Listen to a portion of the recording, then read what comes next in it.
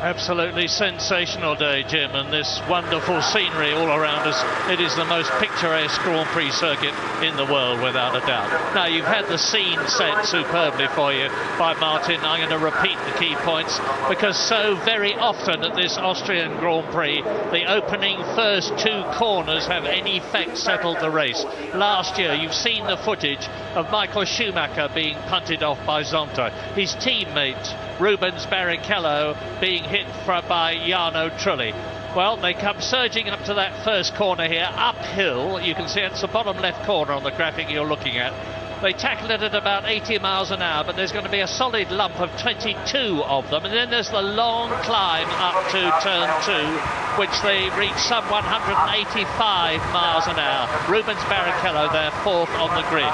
Now, Michael Schumacher, as is his way today, was last out of the garage. Everybody was on the grid, and at quarter to the hour, just before the last possible moment he could leave the garage, he did so. Rolled out onto the grid. Everybody melted away as the Ferrari cut its way along the tarmac into that pole position.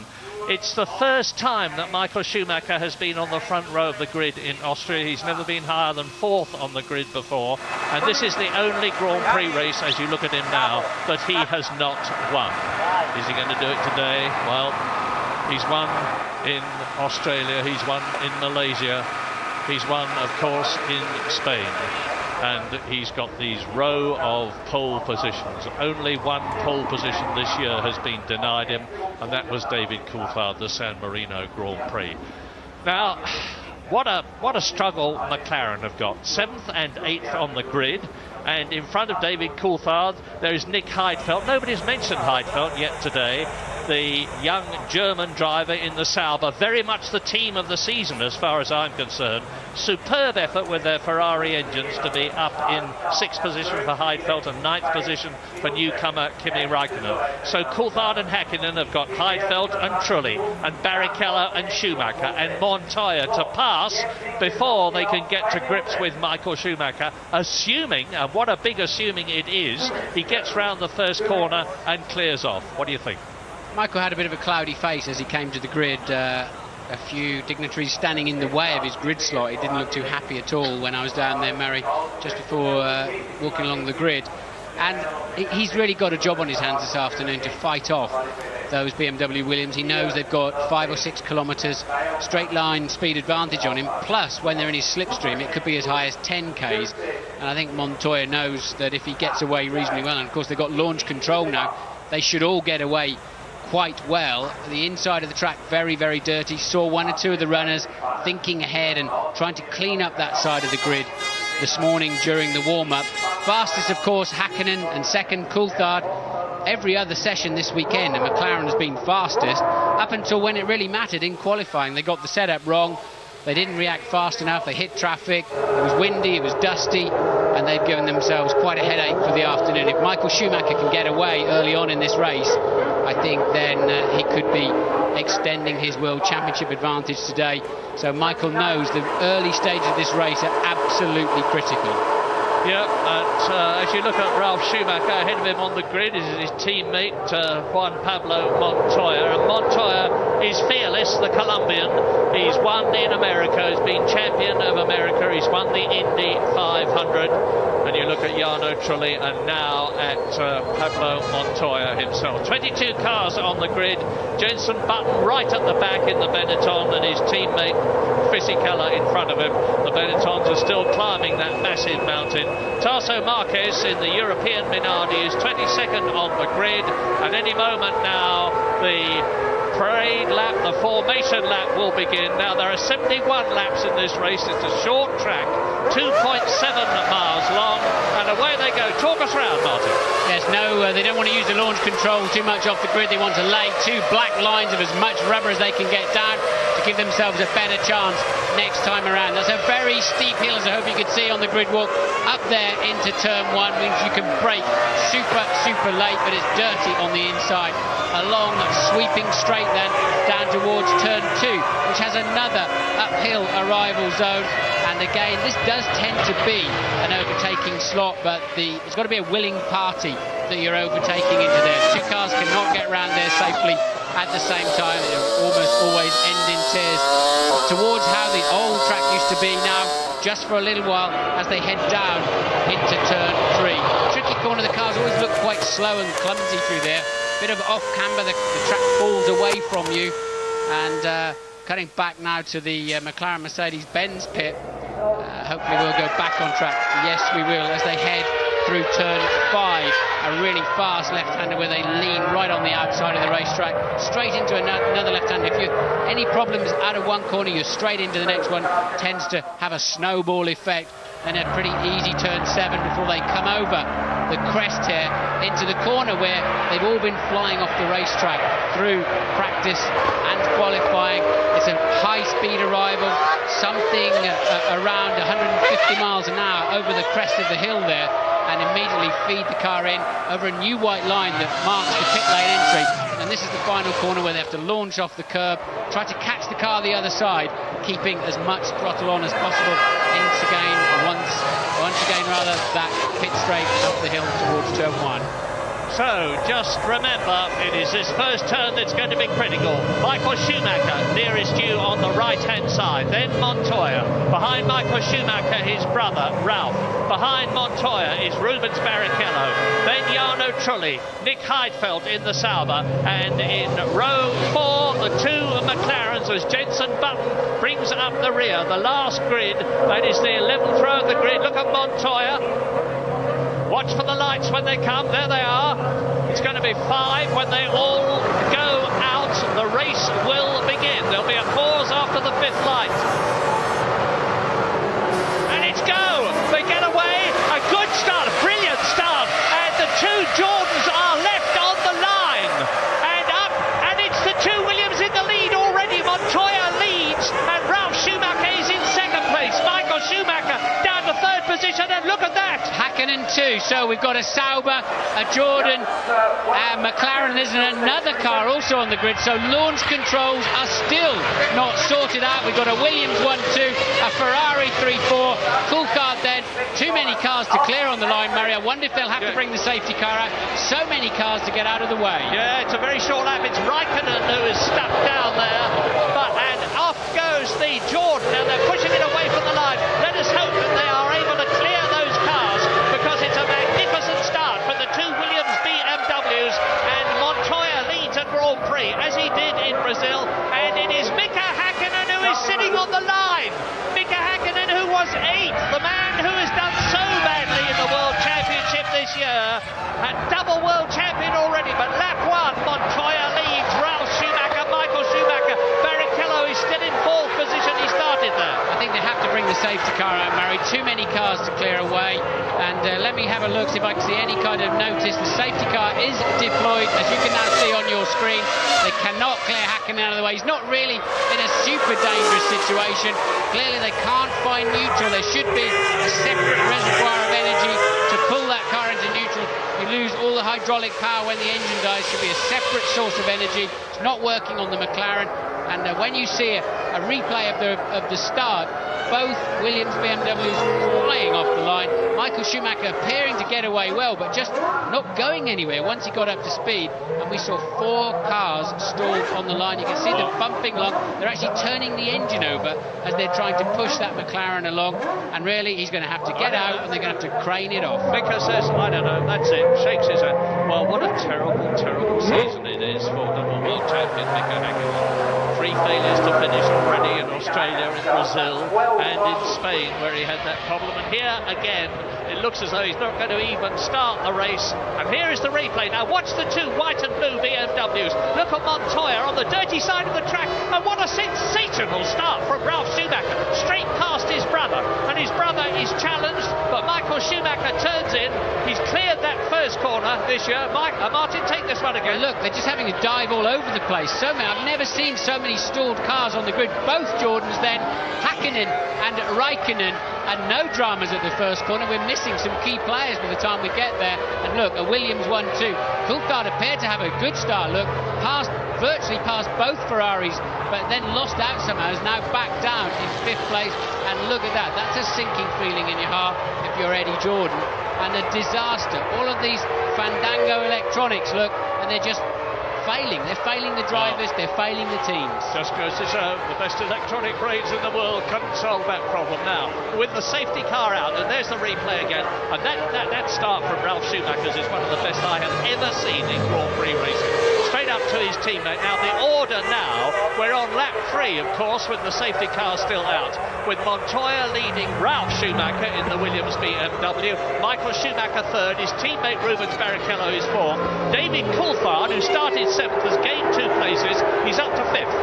Here's that start. Look at Ralf, just hooked it up beautifully, but Montoya keeps the inside line, doesn't really squeeze his teammate, and Ralf, knowing he's going to have to yield, Michael just did not get away. Looked like there was too much power being taken out by his launch control. Moved off the line. I stood looking out of the window while you were talking about it. Michael Schumacher moving away nicely as the lights went off, but just didn't go anywhere, and the Williams BMWs just launched. But the start of the Austrian Grand Prix was not Ralf Schumacher, it was Eddie Irvine. 13th on the grid, 1-3, and he's in 6th position now in the Jaguar. I don't think he'll be expected to stay there because Jaguar is still working very hard on the car, but you can see him bobbing and weaving as he goes into the right-hander at turn 4. Now they've got the car inside the white lines that show either end of the pit lane itself, Murray. They can start, and the mechanics can start Häkkinen's car, as the same with Frentzen and Trulli, and he can get back into the race if they can restart it. Now, we understand the safety car is coming in this lap, and the race director, Charlie Whiting, will not be pleased to see a McLaren parked right across the fast lane of the pits there. Well, I tell you this, there's been a lot of discussion about whether Ron Dennis, the boss of the McLaren team, would ask Mika Häkkinen to defer to David Coulthard, as Coulthard is doing so well in the championship compared with Häkkinen. I don't think there's any doubt that will have to happen now. It's going to be no points for Mika Häkkinen in this race, and David Coulthard is in 5th position as the race is going to restart. Now watch out, because they're all tied up together, and it's Montoya, Schumacher, Ralf, Schumacher, Michael, Barrichello, David Coulthard, then there's a gap to Eddie Irvine. Behind Eddie Irvine is Jos Verstappen in the arrows. He's come up from 16th to 7th position. Another terrific start. The Austrian Grand Prix is go again, and this is lap 4 out of 71. Häkkinen then driving down the pit lane. Murray just saw him get up and running. He was parked in the fast lane, and Benetton came through.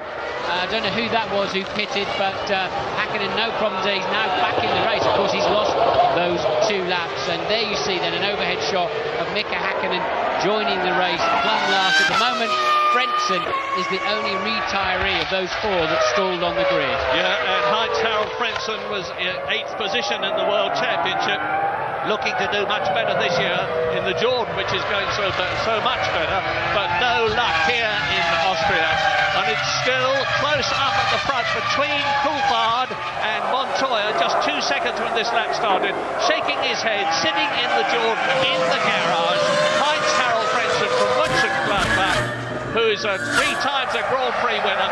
Now, remember, the Williams BMWs are on Michelin tyres, and Rubens Barrichello very saucily having a look at his team leader, Michael Schumacher, as they go into turn 1. The gap between the 2 is very close. Look at Verstappen right up behind. Verstappen clearly on lower fuel, and that is truly off the road, truly out of what is 19th place. He stalled on the grid, remember. Verstappen was shaping up. Did he pass the McLaren? Yes, he did. Verstappen then up into 5th place, having passed Coulthard, who appears to be very slow at this stage of the race. Now, that arrow is with the Asia Tech engine. He's blindingly quick in a straight line, and that's what happened to Trulli. Trulli hit, I think, was it Pedro de la Rosa or was it Eddie Irvine? Whichever, is one of the Jaguars. He's out of the race, so it looks as though both the Jordan drivers are taking an early bath, because we are now on lap 5, and Verstappen, I suspect, Mika Häkkinen tours in, retires from the 4th time in 6 races. He's only had 2 points finishes at the San Marino Grand Prix and Malaysia. Replay of Jarno Trulli going off at turn 1, lap 5 now. Well, Trulli would already been a lap down. Whichever Jaguar he was fighting, he would have been a lap down because of his start line problems. But already then in the gravel trap for him. And look at Barrichello hustling teammate Michael Schumacher, 3rd and 4th place. But Montoya then with a 1 second lead over his teammate. Barrichello shaping up then to have a look up the inside into turn 2. Can he make it round Michael Schumacher? That was close. Yeah, I'll have you chop your nose off, says Michael Schumacher. But Jos Verstappen, look at him in the air. Now, I was saying earlier on, I suspect he's on a 2-stop strategy. That car is blindingly quick in a straight line. We saw him do wonderfully well in the Malaysian Grand Prix in the wet. They seem to have a very good control system on the car. But Verstappen is closed right up now to Rubens Barrichello in the Ferrari. Race order, lap 6, Montoya, Ralf Schumacher, Michael Schumacher, Rubens Barrichello. There's 2 seconds covering the first 4, covering the first 5, and Jos Verstappen has just made the fastest lap of the race so far in the Arrows. Michelin tyres, 1st and 2nd, Bridgestone 3rd, 4th and 5th, and in 6th position, David Coulthard is in the points. David Coulthard started 7th, he got up to 5th, he's been passed by Jos Verstappen. An incredible drive by the Dutchman, Jos Verstappen in the orange Arrows. He has a look at Barrichello. Barrichello does not have a look at Michael Schumacher this time. It's coming up to turn 2 that Barrichello starts to close, or has done in the past, on Michael Schumacher. But it looks as though Michael has got the legs on his teammate at the present moment as Montoya, Ralf Schumacher, Michael, Barrichello, and it is Williams BMW, Ferrari. What a change at the front. The McLarens, only one of them in the points and the other out of the race. We saw Montoya carelessly leading the Brazilian Grand Prix, of course. Marie wondered if he'd feel under pressure leading his first Grand Prix back then. He made no mistakes at all until, ironically, Verstappen ran into him as he lapped him. But there's a good squabble down the field, and that must be Irvine, Panis, Villeneuve and Benoldi in the second Arrow. So we're looking there at 8th, 9th, 10th and 11th, and as you can see, it's very close. Yeah, the 2 Arrows are doing well. Enrique Benoldi from Brazil, new to Grand Prix racing, Formula 1 this year. And the Williams team in the garage look impassively at their man as they cross the line.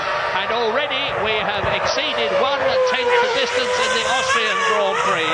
And Jos Verstappen driving magnificently. Now, that is Heidfeld behind, no, it's Raikkonen. Kimi Raikkonen in 7th position behind David Coulthard, the man in the points in the McLaren. And out of the race already, Hans-Harald Frentzen, Mika Häkkinen and Fisichella has retired in the Benetton. 19 left out of the 22 who started, lap 8. Yes, it was obviously Raikkonen then who got away well. It was Heidfeld in the sister Sauber that stalled on the line, not Raikkonen. Heidfeld down in 18th, Trulli down in 19th. The other 2 stallers on the grid are both out of the race. Häkkinen and Frentzen, they're unable to get those cars running. You saw Häkkinen pulling in the pit garage nose first. He knew his day was over. And now Verstappen's got up onto the back of Barrichello. Can't do too much about the Ferraris.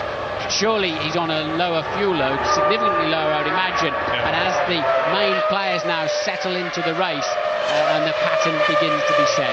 So the question now is, what about fuel stock strategies? Well, I would expect Jos Verstappen to come in first, and if he's on a 2-stopper, he'll probably come in round about lap 23. We're on lap 9 at the present moment with the 2 Ferraris and Verstappen 3rd, 4th, 5th absolutely together.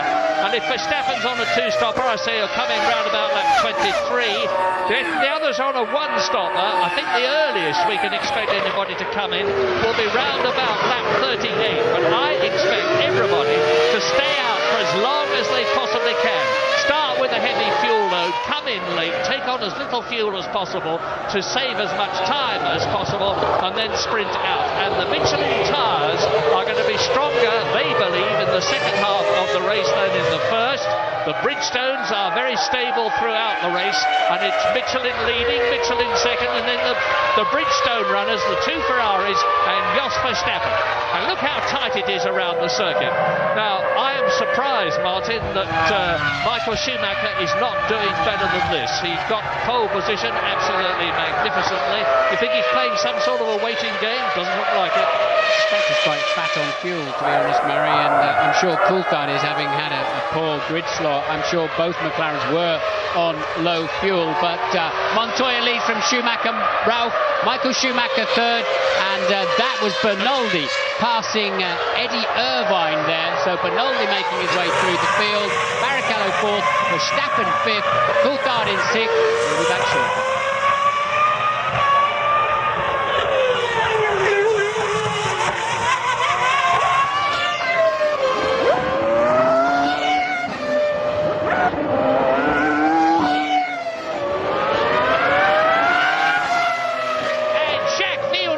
Just done a complete 360-degree spin. Here it is, diving through on the inside to take Eddie Irvine, and that is Ralf Schumacher going wide.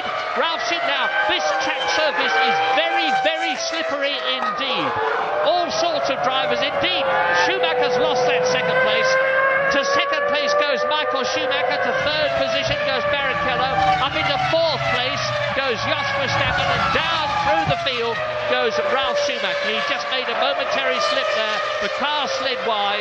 That is Kimi Raikkonen, and here is Olivier Panis in the BAR.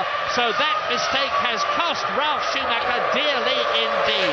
There he is, and he's touring.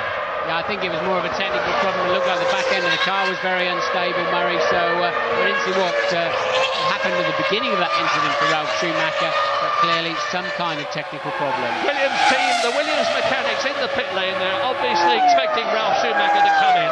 Here he is, trickling into the pit lane, mandatory 50 miles an hour, 80 kilometres an hour limit. He's hit the speed limiter button, and his race of glory is over at the present moment. Hopefully he'll make a fighting comeback. You can see new tyres and wheels ready to be put on the Williams BMW now as he just rolls to a standstill. And I would have said this was a retirement from the way he came in. There didn't seem to be any... yes, it is. Out of the car he gets. So Ralf Schumacher joins Frentzen, Hakkinen and Fisichella to retire from the Austrian Grand Prix. A superb start, but a very early finish.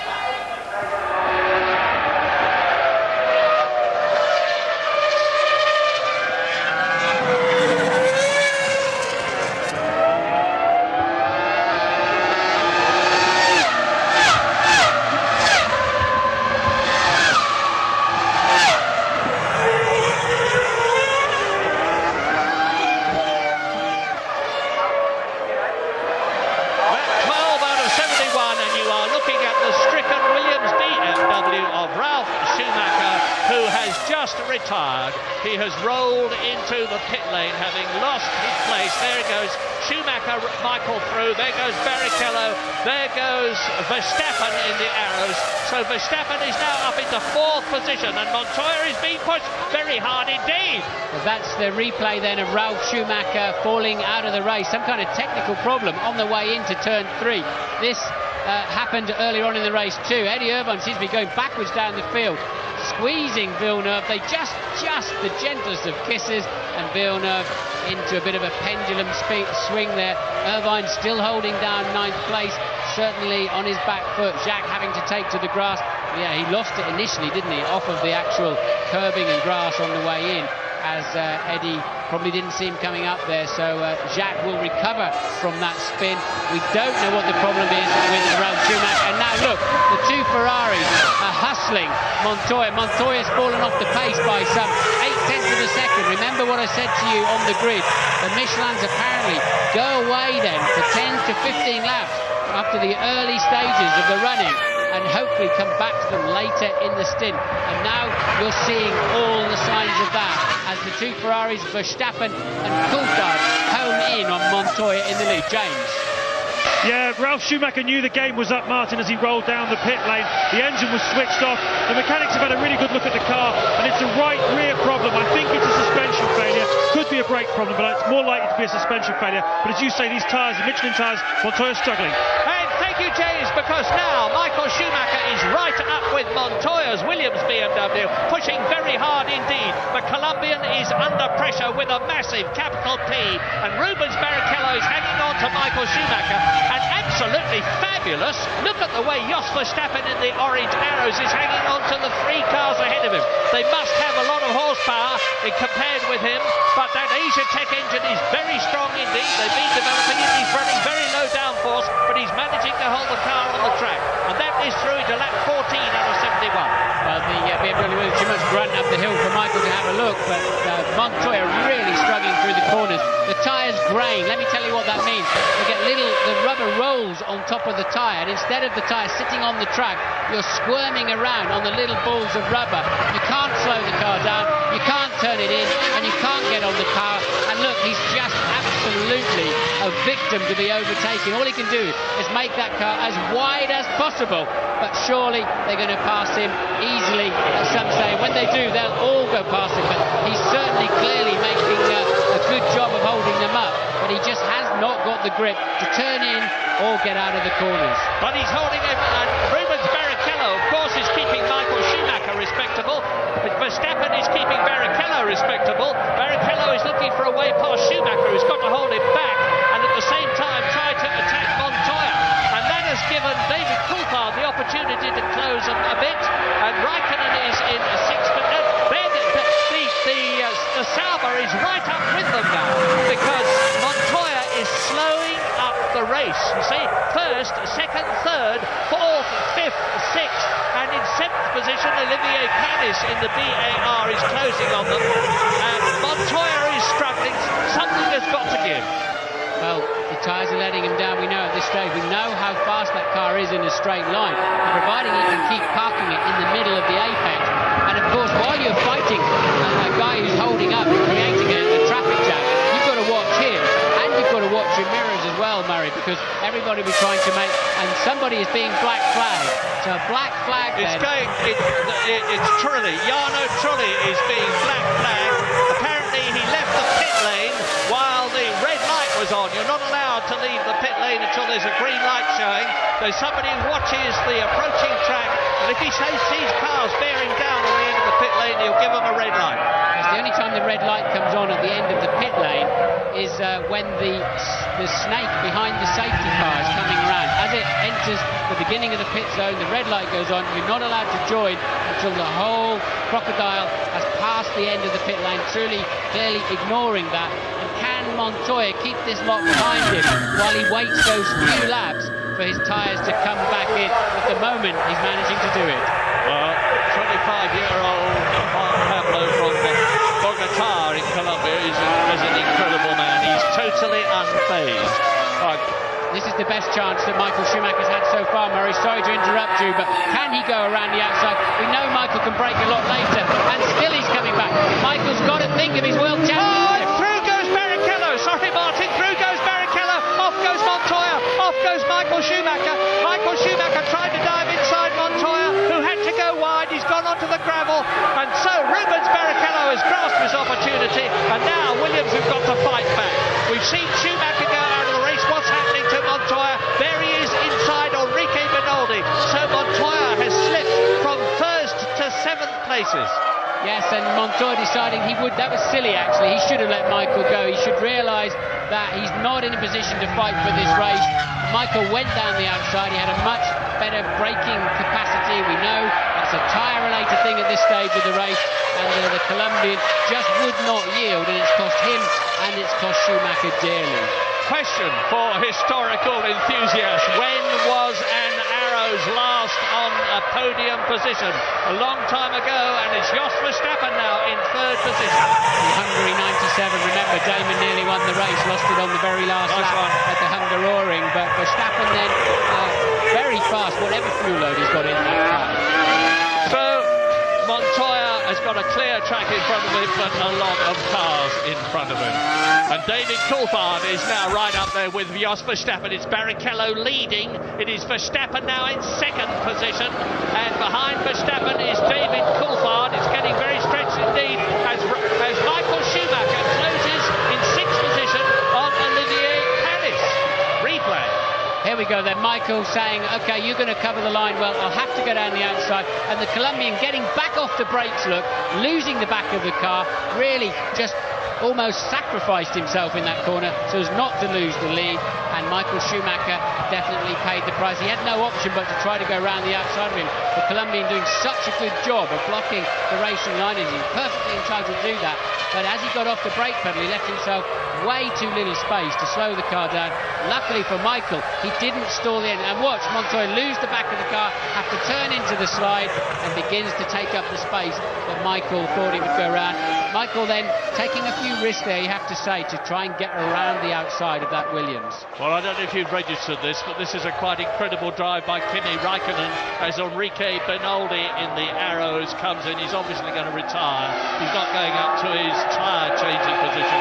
Into the garage goes Bernoldi from 8th position. That means Eddie Irvine moves up, and Kimi Raikkonen in the Sauber is in 4th place. There he is in the blue and white car, followed by Olivier Panis. Behind Olivier Panis is Michael Schumacher. Fastest lap of the race, Michael Schumacher, 1 minute 12.2, and that is about half a second outside the lap record. Yeah, Michael over a second faster than anybody else while he closed the gap to Panis, obviously recovering from that turn 2 incident with Montoya. A man with a smile on his face at the moment will be David Coulthard, his main championship protagonist, now behind him. His teammate once again out of the race, Häkkinen stalling on the grid and never really getting his car up and running. He must surely know that Verstappen in 2nd place will be stopping earlier than he does for fuel. So Coulthard feeling pretty happy with life. The only problem he's got is that Michael Schumacher is still very much in this race, albeit 6th place right now. Lap 19 then out of 71. You see in front of you the top 7, but here they are again. Rubens Barrichello leading the Austrian Grand Prix from Jos Verstappen by 6/10 of a second. David Coulthard, who started 7th, is now 3rd.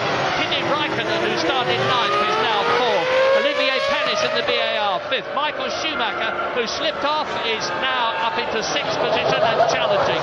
Montoya, who was leading, is in 7th place. 8th is Eddie Irvine. 9th is Villeneuve. 10th is the 2nd Jaguar of Pedro de la Rosa, driving in his 2nd race for the team. They're doing much better here. Retirements. Frentzen is out. Häkkinen is out. Fisichella is out. Ralf Schumacher is out. Trulli is out. 17 out of the 22 who started are still running. And strangely then, Montoya running back there in 7th place. He's now back on the kind of pace he was running at the start of this Grand Prix. Seems like that graining and lurgy problem from his tyres have actually gone away, and he's now back on pace, but it's too late for him. So Barrichello from Verstappen by 7/10 of a second only. Coulthard a further 1.4 down the road. We'll take a break.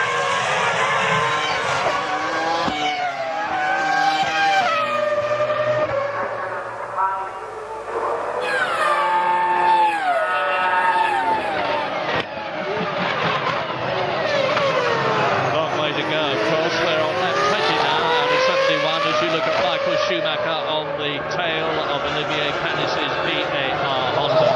And between Michael Schumacher and Rubens Barrichello, his teammate, who's leading the race, just 5.2 seconds. Now, Olivier Panis has got Honda power behind him, the V10 Honda. Michael Schumacher, the Ferrari, of course.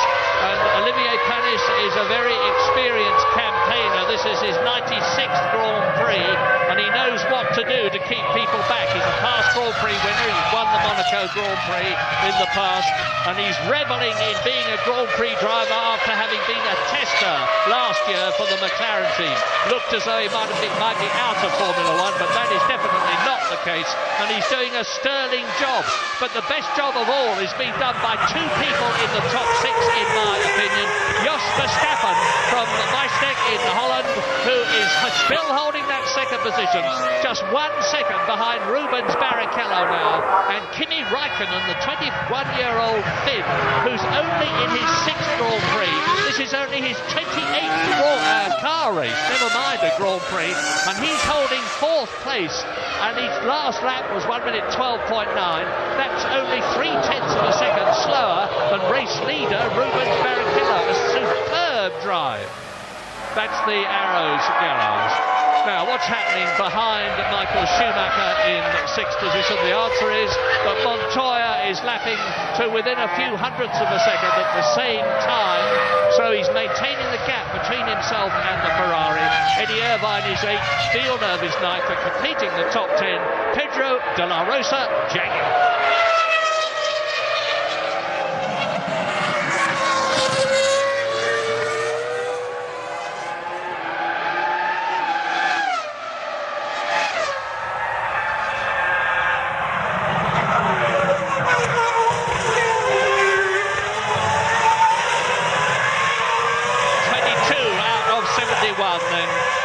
approaching 1/3 distance as you look at Juan Pablo Montoya in the Williams. He is in 7th position, not making any impression on Michael Schumacher. Indeed, he's dropping back a bit after having run wide and gone onto the gravel. But Michael Schumacher, and there he is in 6th position, has not managed to get ahead of Olivier Panis in the VAR. Panis can't do anything about Kimi Raikkonen, who's in 4th place in the Sauber. David Coulthard, who started in 7th position, looks as though he's good for World Championship points. He's Mr. Consistency this year. He's already scored in all the 5 World Championship races this year. He's the only man to have done so, and I think James Allen has got news for us. Yeah, just trying to work out what the strategies everyone is on. Rubens Barrichello, David Coulthard, Kimi Raikkonen, Olivier Panis and Michael Schumacher, I reckon, are on quite a lot of fuel. They can go perhaps as long as that 44, 45, 46 if necessary. Verstappen, we've said, is lighter on fuel. I believe Montoya probably is as well. So that means that Raikkonen is looking very good here. But the guy to focus on for me is David Coulthard. I do believe that with a bit of patience, and the McLaren have a fantastic pit stop record, they can actually win this race here today if Coulthard is a little bit lucky. Yeah, and at the moment Michael Schumacher's on 1 World Championship point, and David Coulthard is on 4 World Championship points for 3rd position. So he's closing the gap by some 3 points, and he's 8 points behind Michael Schumacher in the championship at the present moment. But there's a long, long way to go in this race. David Coulthard, there he is, supremely fit. And the McLaren team are obviously stung to the quick by their failure to do well in qualifying yesterday, and that is the Arrows team. Well, only 1 Arrows left in the race, so bad news then for Verstappen. He's going so well. Obviously, we all knew he had less fuel than the cars he's running around, but he's coming in at a 3rd distance, just over a 3rd distance, a normal 2-stopper then for Verstappen, and that will put him down the order. Nonetheless, a good run from him in the early stages of the race. Coulthard then moving up to 2nd, Raikkonen then up into 3rd place at this stage of the race. Barrichello, a new fastest lap up front on a 1:12.2, and Coulthard just about matching him in 2nd place. Well, if Kimi Raikkonen moves into 3rd position as into the pits comes Jos Verstappen, it'll mean to say that Sauber are in a podium position for the 2nd time this year. The second's ticking away, out goes Jos Verstappen. Now, the first 7 have gone through. We're waiting for Eddie Irvine now in 8th position as Verstappen comes up to the exit from the pit lane at turn 1. Eddie Irvine and Villeneuve have gone through, so it looks to me as though Jos Verstappen, who came in from 7th place, has dropped to 10th position. David Coulthard, of course, has moved up a place. There is the race leader, Rubens Barrichello. He's 3 seconds now. No, he's 3 seconds ahead of David Coulthard. And Kimi Raikkonen in 3rd place. Panis is 4th. Michael Schumacher has been elevated to 5th position. Only one of the leaders has yet made a pit stop, and that, of course, was the man we've just seen, Jos Verstappen, as Panis continues to bottle up Michael Schumacher. Panis now in 4th place. Yes, I don't think Verstappen will be that far down. He could still have maintained at 7th place, so working out quite well for Verstappen at this stage of the race. As James said, these guys could well go well over 40 laps, I think, with the amount of fuel. And Michael Schumacher losing out on the exit of turn 1 there in the turbulent air of the VAR Honda, and nothing he can do. He's nowhere near close enough to have a nibble. Panis, an old hand these days, not going to make too many mistakes. And we're on board with Villeneuve then, who is chasing Eddie Irvine in 8th. Remember, they've already touched once in this race, and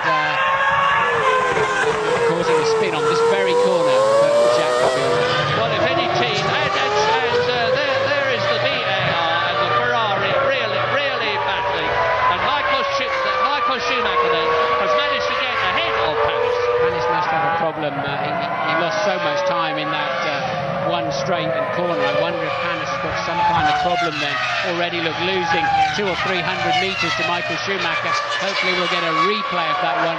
Schumacher then now staring at the back of the Sauber of the 21-year-old. And look, here's Panis and Michael then really taking an easy run up to the inside. And do they touch? No, they don't. I wonder why Panis lost so much time. Maybe we'll find out shortly. Well, whatever, that's a very, very slippery corner. Turns 1 and 2 have been claiming driver after driver practicing and qualifying. And you hit the gravel there, you get a lot of starts to get onto the grass. He loses momentum, of course, because he's going uphill.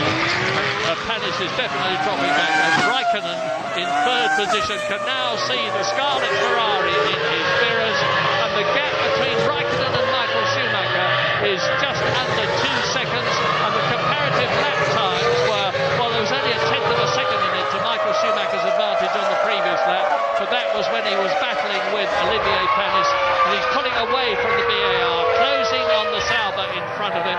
We're on lap 26 now, so we are more than 1/3 of the way through the Austrian Grand Prix 71 lap race. Let me remind you what's happened so far. Both Jordan stalled on the grid, as did Heidfeld in the Sauber and Mika Hakkinen in the McLaren. At the first corner, the Williams are 1 and 2. Montoya leading well, Ralph staying with him, Ralph Schumacher. Schumacher dropping out then with some kind of technical problem, and then the tyres going away on Montoya's car, tripping over with Michael into turn 2. Barrichello takes over the lead. Then Verstappen was running well. He's had to pit early. He was on a low fuel load, and Bernoldi is out in the arrows. He retired mechanical problems. Truly black flag disqualified, leaving the pits under the red light while the safety car was going past. And Ralph have talked about Fisichella, just a retirement early on. Hakkinen and Frentzen never getting up and running in this race after stalling on the grid. As you look at the battle for third position, Kimi Raikkonen in the blue and white Sauber Petronas Ferrari engine is being challenged by the Ferrari, the Ferrari of Michael Schumacher, who's taken 1.6 seconds out of his 1.9 second lap. And is that a McLaren? I thought it was a McLaren. It was a Minardi. It was Tasso Marquez who was slowing up. And Michael Schumacher now, there he is. There is Marquez in the European Minardi, touring out of the race. Well, he was in 15th position ahead of Nick Heidfeld, who had the bad start, of course, in the second Sauber. He's still running now in 15th position, but he is a lap adrift. Kimi Raikkonen continues to resist the efforts, the sterling efforts of Michael Schumacher to get past him, but surely it must be only a matter of time. The Ferrari is quicker, and look at the experience of Michael Schumacher compared with Raikkonen. I'd be interested to see how Raikkonen handles this. He's been so supremely impressive and confident in these early stages. Michael, great drive there out of turn 2. Surely just in the sweet spot for a good tow all the way down. We know the works Ferrari engine must have more power than the customer Ferrari engine, and there you see it clearly for yourselves. Back into the podium position, Michael Schumacher, who slid off at turn 2 in that confrontation with Juan Pablo Montoya, who is now in the points, incidentally. Montoya, with Verstappen having come into the pits, is now in 6th position. Replay as at the Grosser curve, Schumacher takes 3rd position. Interestingly, Schumacher holding his hand up to Raikkonen to say thanks for letting me through. I think it's really thanks for being mature and sensible about this. I don't think Raikkonen was making it too easy for Michael Schumacher. Michael feeling the need to thank him, and there's Michael lining up. Must have been a replay earlier in the race. He was lining up to pass Panis. Probably getting on for another 20 laps before the leaders come in for their sole pit stop. But the top 6 on lap 29 out of 71. Rubens Barrichello 2.3 seconds ahead of David Coulthard, who is 4 seconds ahead of Michael Schumacher, who is just past Kimi Raikkonen, who is 4th. 5th is Olivier Panis in the BAR. 6th is Montoya, the previous race leader. We are leaving Spielberg, but come back to us soon.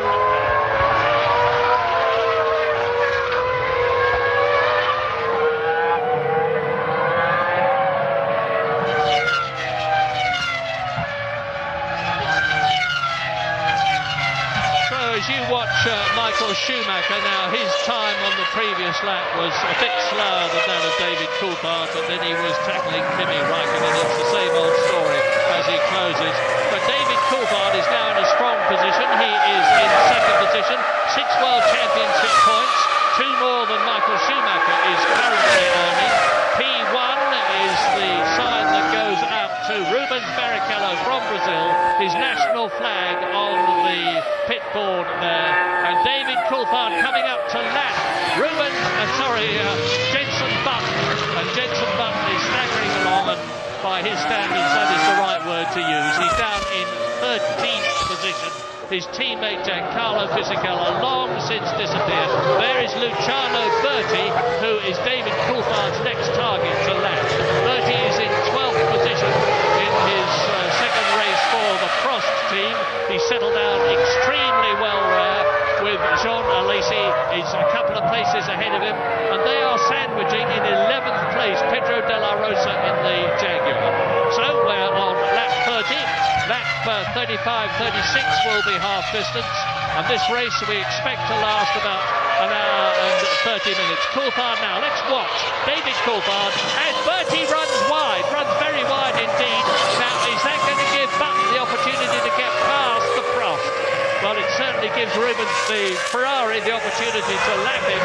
Rubens Barrichello, and there is David Coulthard, and that is Michael Schumacher in the Scarlet Ferrari. Yes, Jenson Button then did manage to pass Luciano Berti. I think Berti took his eye off the ball there, Murray. He was watching the McLaren shaping up to pass him, and look, he runs wide on the way in. You're never going to recover from there, and an easy pass for Coulthard and a little bit of a gift for Jenson.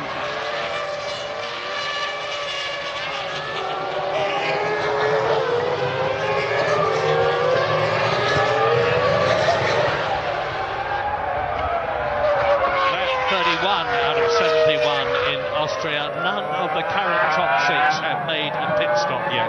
Rubens Barrichello, David Coulthard is 2.5 seconds behind him, but Michael Schumacher in the Ferrari is now closing on the McLaren in second place.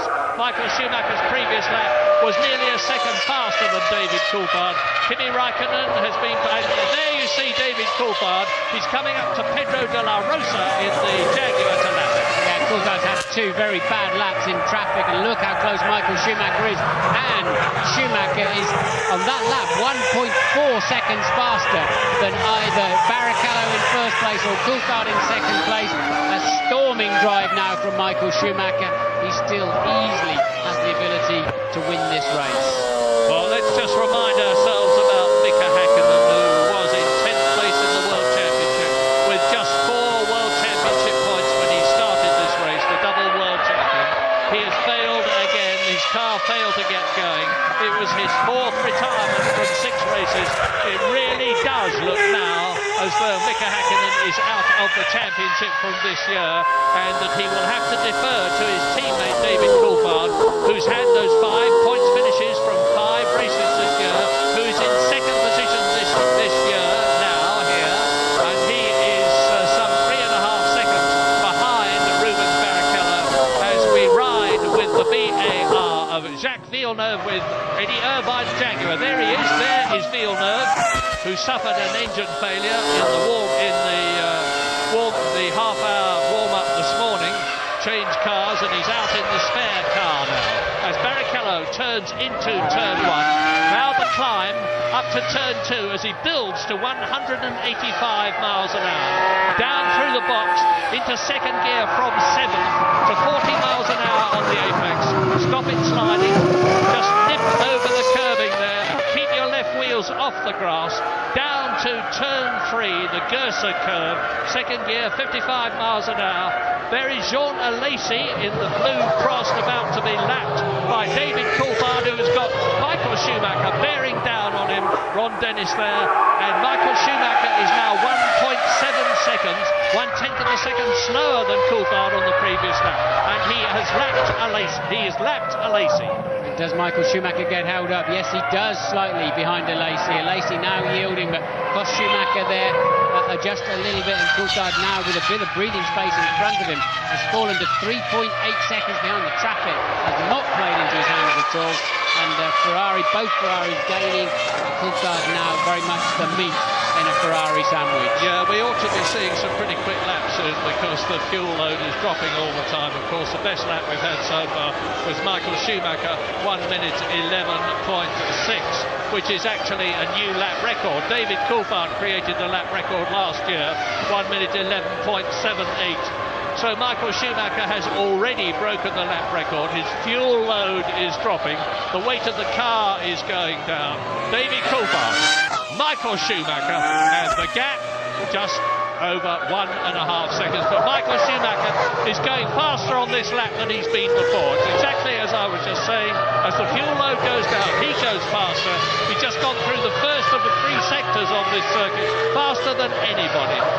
But what a battle is developing behind him, because we've now got matched cars, and it's happening all the way down the field as Raikkonen and Panis and the others close up on them. That's the big fight then, is Montoya you're now looking at, closing in on Panis. 5th, Panis 6th. Montoya, remember, he fell back to 7th when he had the near coming together with Michael Schumacher into turn 2. And there's clear air at the front. Now we're going to see who's got the pace. Villeneuve then passing, and Montoya, I think that must be Eddie Irvine with some kind of problem. Louise.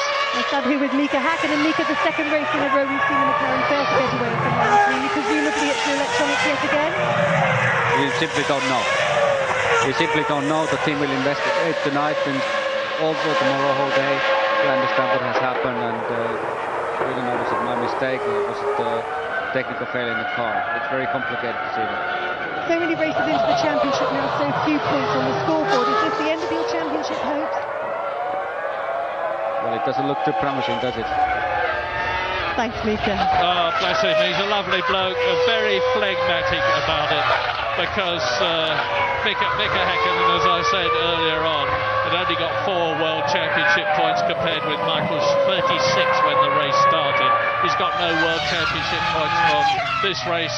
Michael Schumacher, if he finishes, is going to get at least 4, I think, and he's continuing to challenge David Coulthard. But now the interest is developing with the Bridgestone and the Michelin tyres. The top Michelin driver is Montoya, with Ralf Schumacher, his Williams teammate, out of the race, and Montoya is 6th. New fastest lap there, number 1:11.1 for Michael Schumacher. As I said, clear air at the front. And what did Barrichello do? A 1:11.8. Coulthard a 1:11.4. Michael Schumacher a 1:11.1. So there you can see the pace, and Michael Schumacher. This is critical for Coulthard. He knows that if he lets Schumacher pass, surely Barrichello will be told to yield. If it's a Ferrari 1-2, Barrichello will have to yield, and it'll be 10 points for Michael and 4 points for David if he ends up in 3rd place. So somehow got to stay ahead of that Ferrari of Michael Schumacher's, so that Ferrari cannot bring team play into it. Yeah, at the present moment, with the Ferraris 1st and 3rd, they're on a potential 14 Constructors' World Championship points, compared with McLaren 6 for David Coulthard, so the gap is extending by 8 points, and Ferrari were already 18 points ahead of McLaren. Ferrari, who won the Constructors' Championship in 1999, but lost the Drivers' Championship, and then they won it again last year, of course, so they're looking for a hat-trick to prove that they really, really, really are back at the top of Formula One, as historically they have been in the past. But they've had major gaps. Now, there is the Sauber diving out to take John Alesi, pursued by Montoya and Panis. And Panis, there is Montoya. He is in 6th position, and you're looking now at the battle for 5th and 6th, Panis and Montoya. Yeah, strange. We saw Panis really fall away from the pace, didn't he? Michael Schumacher passed him easily in the straight line. Whatever his glitch was, it's fine now. So Raikkonen 4th, 2.2 seconds ahead. Then you can see Raikkonen at the front. That is a lapped Prost, and Panis coming under pressure. Montoya not close enough up there into turn 3. They are just 0.4 of a second apart last time past the pits, and it's even less now. So a good scrap there. But look at Raikkonen up there in 4th place, and he clearly is not on a light fuel load. They're 37th, this is the 37th lap of the race. And the Jaguar team mechanics coming out into the pit lane. I would guess it's for Eddie Irvine, who is in 8th position. There's quite a gap between him and Jos Verstappen. He's got Jacques Villeneuve right behind him, and Montoya is continuing to press. Now look at the gap between Raikkonen. There is Alesi about to be lapped. And Panis running wide in the last turn. Montoya then just easily breezing up the inside, and Panis will not get back as they head up into 1. So Montoya takes over 6th place. And Michael Schumacher is continuing to fly. He's now less than a second behind David Coulthard. Replay, Alesi in the blue car. Montoya dives inside. Panis's VAR gains the place, is up into 5th position with Raikkonen, Schumacher, Coulthard and Barrichello ahead of him. We're looking at Rubens Barrichello, the man who won the German Grand Prix last year for Ferrari. His sole win for the Maranello team. And the Jaguar exits the pit lane. Della Rossa it was then the Jaguar were waiting for, so from 13th place Della Rossa came in the pit stop. He's been lapped already. Everybody up to Jacques Villeneuve in 9th place has been lapped at this stage of the race, and it's really a head-to-head between Coulthard. It's 11.6 for Barrichello and 11.3 for Coulthard, and 11.288, just 0.8 of a second behind then for Michael Schumacher. Not much to choose. So who is behind Schumacher that you're looking at now? Well, Raikkonen is 4th, Montoya is 5th, Panis is in 6th. Those are the points position. Jos Verstappen, who was going so well in 2nd place, is still close to the points. He's 7th position in the arrows, having made 1 pit stop, the highest runner to have stopped. Eddie Irvine is still out there, 8th position. Jacques Villeneuve just behind him is 9th. Jean Alesi, who you've just seen lapped by the 3 leaders, is 10th. And Jenson Button in the Benetton, by virtue of staying out, although he's been lapped, is higher than he's used to this year. He's in 11th position. And here in Austria last year, Jenson Button finished a fine 5th in his first Grand Prix year for the Williams team. Now, Button then in 11th place, 30 in the Prost is 12th. Both the Prost are still running. Fernando Alonso in the European Minardi is in 13th place, ahead of a lapped Nick Heidfeld and Pedro de la Rosa, who has just been in the Jaguar. As the Ferrari, the McLaren and the second Ferrari complete their 39th lap. We're now into the last third of the race. So Coulthard then once again a fraction slower than Michael Schumacher. The gap remains at 0.8, and they're both homing in on Barrichello. Barrichello with just 2 seconds in the lead as he negotiates the small uphill apex of turn 2, and Minardi cruising, and that clearly must be Alonso because Marquez out of the race earlier on. Well, fine drive by Alonso, the very lowly funded Minardi team compared with the top constructors of Ferrari, Williams, Jordan, McLaren, Benetton, of course. Now look at this battle, here it is. On your right, in the black and silver car, David Coulthard, second in the World Championship, and the man who leads him in the World Championship is now big in his mirrors. It is Michael Schumacher. Not much in it, but Michael Schumacher is on the quickest lap of the race at the present moment. He's gone through both the first and second sectors faster than anybody else has been this afternoon. The temperature, by the way, is creeping up. It started at 28 degrees, the track temperature. It's now 33, but still, Michael Schumacher goes across the line as we ride with Heidfeld. Now, Heidfeld in the Sauber. Let's Martin talk us through from the driver's point of view. He's heading down into turn 3, and there's locking brakes there because it's a downhill slope, and you have to start turning in. You unload the right front as you turn in. So easy to snatch a brake, and it's a question of balancing the car through here, looking for that curve on the outside, getting on the power as soon as you're confident before you can see the curve, and a long left-hander. This is turn 7, which is an absolute nothing for a Formula 1 car, and we head to a very exciting Minardi pit stop. And a very exciting one. Pablo Montoya is closing on Kimi Raikkonen. He's about to make the fastest lap of the race. The Colombian in the Williams BMW with its Michelin tires. Out goes Jenson Button in the Benetton, and Montoya is just about 1.5 seconds now behind Kimi Raikkonen. As there is Barrichello. Now look how close it is. Barrichello, then Coulthard, then Michael Schumacher, then we're going to see Raikkonen, but there's about a 12-second gap between Schumacher, Michael and Raikkonen from Finland. But Montoya is closing fast on the Sauber.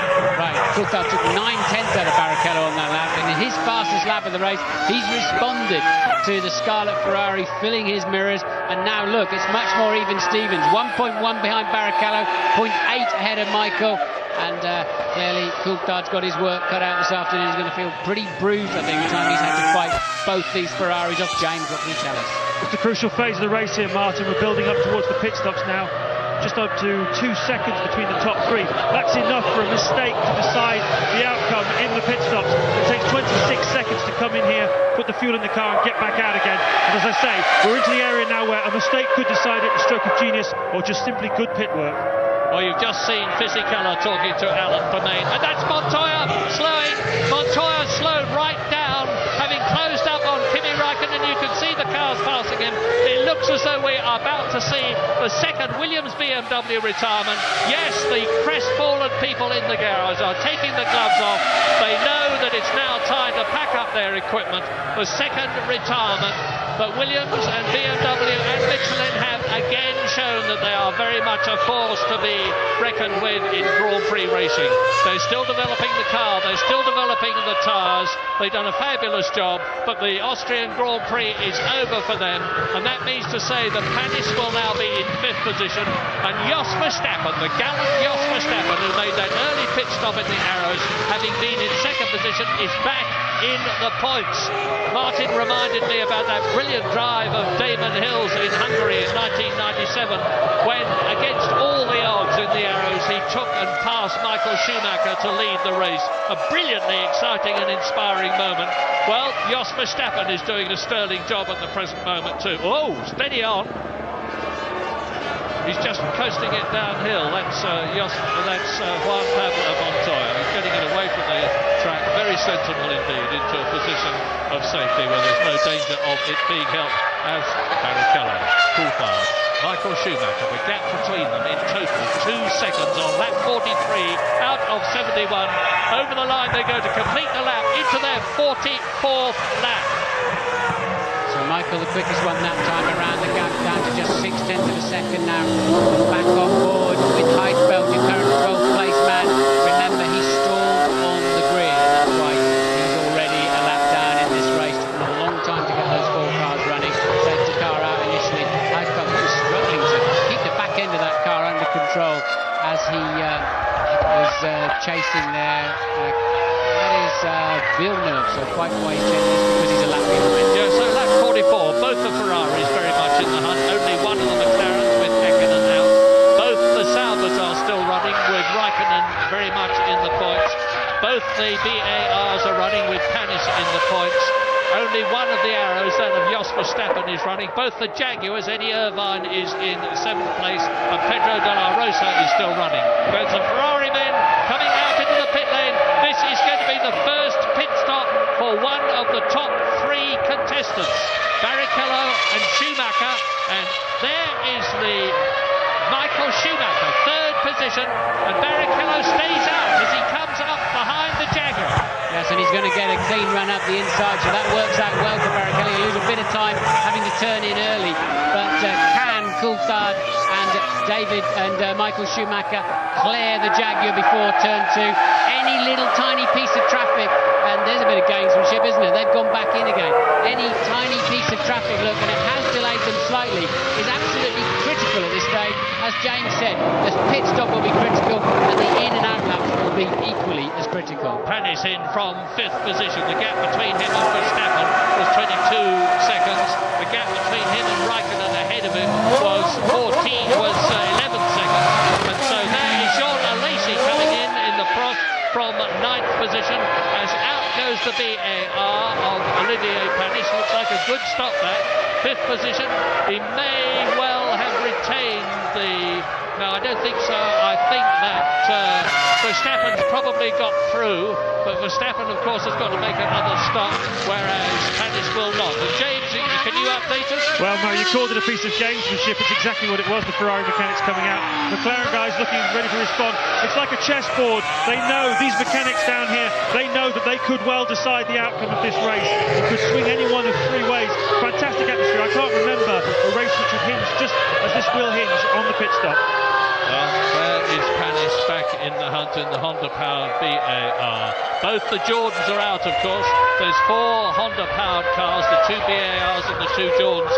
A tremendous battle between them all the way through the season, because they both want Honda patronage next year. And Jordan, I would have said, have got the best chance, but BAR are doing best here, and Ferrari are out again. And then we didn't see the last lap, but Barrichello lost a half a second to both Coulthard and Schumacher. There you can see they're much closer, and I don't think they're sandbagging this time. I believe one of the Ferraris will definitely be in the pits this time around. Which one will it be? Verstappen is in the pits for his 2nd stop too. Will it be Barrichello? Will it be Michael Schumacher? There's 9/10 between the 3 of them. How far can Coulthard go on his fuel? And it's Schumacher. Schumacher in the pits. From 3rd position. Now it is up to Rubens Barrichello and David Coulthard to really get the hammer down now to try to improve their advantage as Michael Schumacher stops. If I was Ferrari, I'd be asking, James, can you tell us anything? Well, looking about 9.3 seconds would be an ideal stop, pretty quick. That was a really nice stop. He's in the game. He's really in the game here, guys. Yeah, remember they're 2/3 the way through the race, so they shouldn't be too long for fuel, James. But if I was Ferrari now, I'd be asking Barrichello to ease up on this next lap and try to hold Coulthard up if they want to bring championship leader Michael Schumacher into play. Yeah, it's a tough one for Paul Rubens, of course. He's supposed to have equal rating with Michael Schumacher. And you can see the sound of there, Kimi Raikkonen, who was in 4th place. They got a left rear wheel problem. It's cost him, I would think, at least 10 seconds that. And it will have prejudiced his chance to stay ahead of Olivier Panis as he exits the pit lane. Yeah, he was about 10 seconds ahead of Panis. We'll see where that shakes out, but Coulthard really needs to get on it. Coulthard's lost a half a second in the middle part of this lap, crucially, and I think I saw a bit of traffic in the background, so not a great lap then for Coulthard just when he needs one. And the second Ferrari's in the pits, Murray. Barrichello straight in at the end of the next lap, and good moves there by Ferrari. And David Coulthard, who won the Brazilian Grand Prix and has been in the points in every other race this year, leads in Austria. But as I've said in the past, it's a false dawn because Rubens Barrichello has made his stop. Michael Schumacher has made his stop. We're on lap 48 out of 71, and David Coulthard has yet to come in. He's got to really, really hit it in this lap.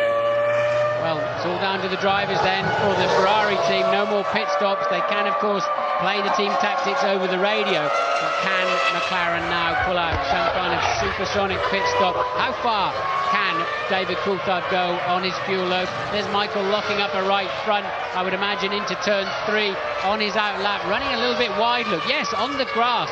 Bad. If that's the out lap, it's a replay. We don't know exactly when it was. But not what Michael needed.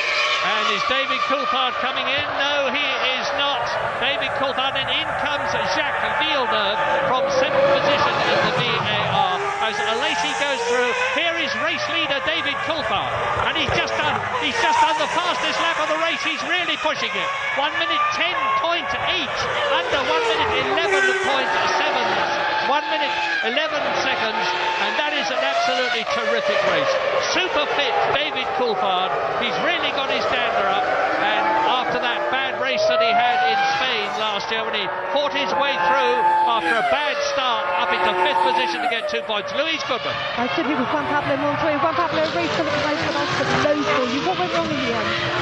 We lost hydraulic pressure and we lost the gears and flow and everything. Got an alarm 2 corners before, and I knew that was going to be. Tell me about that incident with Michael Schumacher. Oh, I braked quite late. I braked too late as well when I said he was going to go for the outside. When I went to press the bell a bit harder, the bell was a bit long. It's been long all weekend, and just like the rear tires and. Thanks for talking to us. Rubens Barrichello is still ahead of Michael Schumacher. David Coulthard is still ahead of both of them, but has yet to come in as Eddie Irvine in the points does so in the Jaguar. Are Jaguar going to get their first World Championship point this year? Let's hope so, but Coulthard won 10.9 that time around. Not quite as quick as the lap before, but still significantly quicker than Schumacher or Barrichello. And this could just play beautifully into Coulthard's hands. Michael, we think, made a mistake on his out lap. That's why he's ended up the second of the race, some 3.4 seconds down he is at the moment. So that gives Coulthard a bit of breathing space. But yes, look, here they come.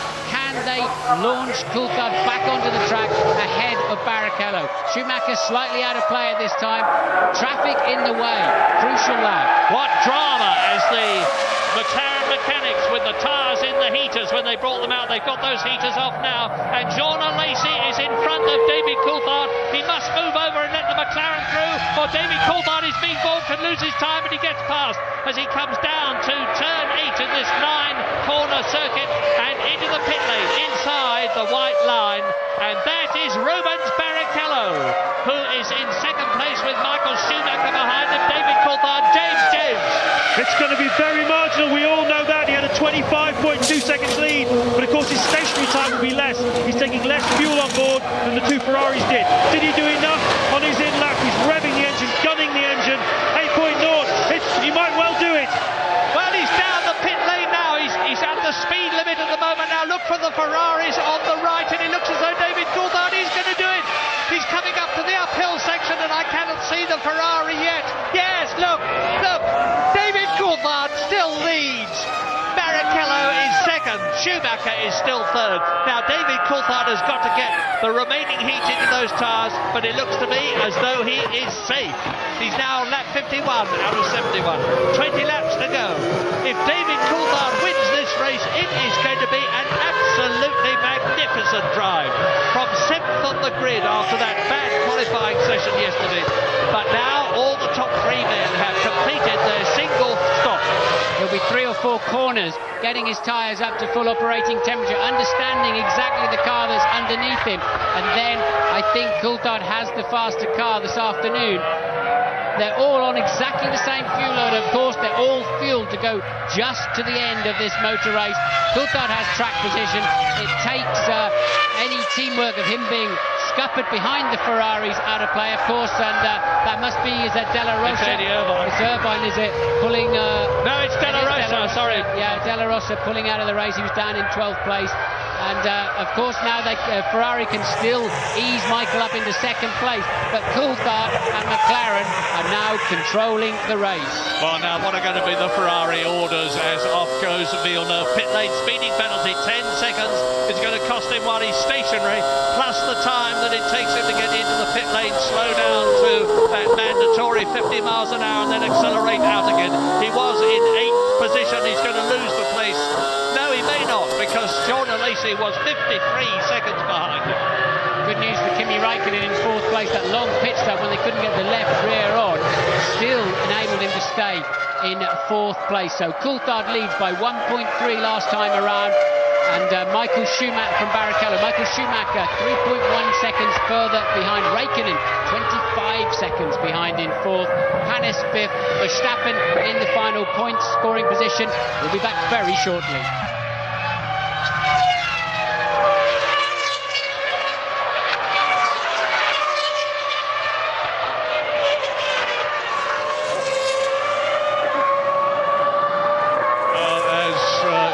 Villeneuve comes into the pits and is lapped by the leading Ferrari. The question is, are Jaguar going to get that point? Eddie Irvine is 3.5 seconds behind Jos Verstappen. He's lapping faster than the arrows at the present moment. But the race order at the moment is on lap 53 out of 71, with David Coulthard, Barrichello and Michael Schumacher separated by 4.3 seconds.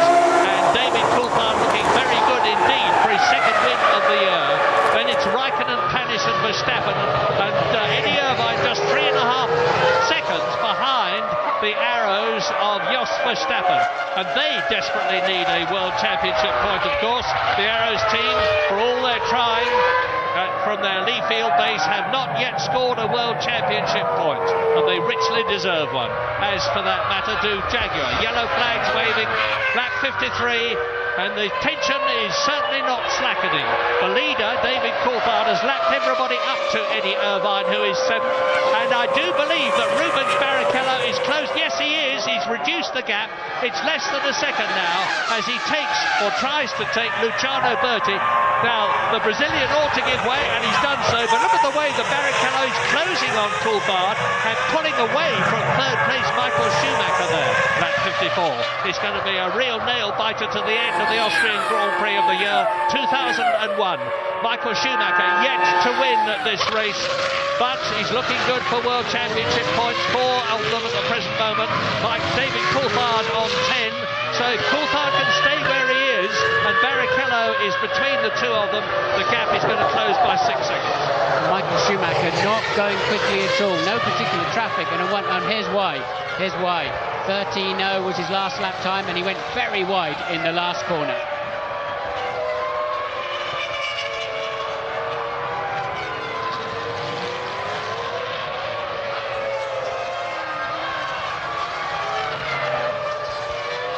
Lap 54, replay, and Michael Schumacher nearly goes off. He's just managed to collect the Ferrari, but he's lost time. And Rubens Barrichello is on a tremendous charge. Look at him, second place, and he's only a second behind David Coulthard. Look back, and you see Michael Schumacher. What are going to be the Ferrari team orders? Are they going to let Rubens Barrichello stay ahead? Well, Michael, we've now seen 2 mistakes from him in the last corner last time around, and also on the outlap that scuppered any chance he had of taking the lead. Remember, they were nose to tail virtually as they went in for the pit stop. But Coulthard has not got 10 points in his pocket at all yet. For whatever reason, on this set of tyres or in this stage of the race, he has not appeared to have that advantage over Barrichello. In fact, it's swapped around now. Barrichello the faster by 2 or 3 tenths of a second, and it's Michael who can't quite keep up with him. It's amazing, this Formula One business. Remember David Coulthard, we showed it before the race began, when he was talking about his awful 7th position on the grid for him, and he said, but never mind, you don't get points for where you go on the grid, you get points for where you finish in the race, and we could still win it. That is optimism and determination. He could still win it. He's on lap 55. He's got 16 of these 2.7-mile laps to go. But Rubens Barrichello there in the Ferrari is trying for his second Grand Prix victory. The first one that he had was at Hockenheim last year when he came from 18th on the grid to win the race in appalling weather conditions. I think the McLaren doesn't work as well with the fueler. Remember at the beginning of the race, Coulthard passed by Verstappen, struggling to hang on, yet set a new fastest lap and a new lap record just before his pit stops on very low fuel. And he'll be very relieved to find, and there he is running wide in turn 1 again. He'll be very relieved to find that he was actually a few hundreds faster last time around than his pursuer Rubens Barrichello. Michael Schumacher also now getting up to full racing speed. Yeah, you don't get points for the fastest lap. I think you ought to do, personally, and one for pole position. That's my personal opinion. But David Coulthard nearly a second faster here today than he was last year when he put up the then record lap. And he's gone round in 1 minute 10.8, so that's 9 tenths of a second quicker. Eddie Irvine there in the Jaguar, you just saw him in 7th position going over the crest. He's going to be caught and passed and lapped for the first time by David Coulthard shortly. And look at Barrichello. Now, the gap as they go across the line is still 9 tenths of a second. Now, is Eddie Irvine going to move over and let the Flying 2 first through? He'll get the blue flag. There's been a little bit of needle between Irvine and Coulthard recently. They accused each other of blocking in qualifying, and David felt Eddie did not let him through as easily as he might have done while he was lapping him in previous races. We'll see what happens this time around. But Barrichello and Michael Schumacher now was 1:11, half a second quicker than Coulthard. Coulthard's got his work cut out. I think we're seeing a little bit here also. It's much easier to chase than be chased, especially on this racetrack. The fine line between loads of grip and the limit of the racetrack and a dusty trip through the gravel traps is absolutely tiny. And Coulthard then trying to keep it on the road, but those Ferraris are not going to let him have it easily. Right on, lap 57 now, to 71, 12 of the 22 starters left. David Coulthard, Rubens Barrichello, Michael Schumacher, you've seen them together in the same shot. Kimi Räikkönen is 4th, Olivier Panis is 5th, Jos Verstappen is 6th, Eddie Irvine still just out of the points, 7th position, yet to be lapped, he's about to be lapped. Villeneuve is 8th in the second BAR, Alesi is 9th, 30 is in 10th position, and now Barrichello is right with David Coulthard, and for the record, 11th is Button and 12th is Heidfeld. The rest are retired. Coulthard losing 8 tenths to Michael Schumacher and over half a second to Barrichello. He lost momentum in the last corner with the Jaguar in front of him. Barrichello having a clean run, and this is the net result. Coulthard needs to get the hammer down now. He needs to try to get himself a 1.5 seconds advantage. This next 5 laps is his opportunity to reassert himself in this race. At the moment, he's on the defensive. That's Räikkönen 4th. Michael Schumacher on the previous lap was faster than Barrichello, faster than Coulthard. The gap is down to 2.7 seconds between Coulthard leading, Michael Schumacher 3rd position. Ferrari on 10 World Championship points, McLaren on 10 World Championship points, Coulthard on 10 World Championship points, and championship leader Michael Schumacher on 4 World Championship points. It could still all change. But Kimi Raikkonen there is looking good for another points position. He finished in 6th place this year in his first ever Grand Prix in Australia. He really is a man to watch, and the rumours are that Ferrari are after him. 1:11.5 that time around for Coulthard, and quicker than Barrichello. It's really toing and froing up the front. Coulthard leads by 0.9. Michael Schumacher further 3 seconds behind. We're going to take a very short break. We'll be back to see how the final stage of this race.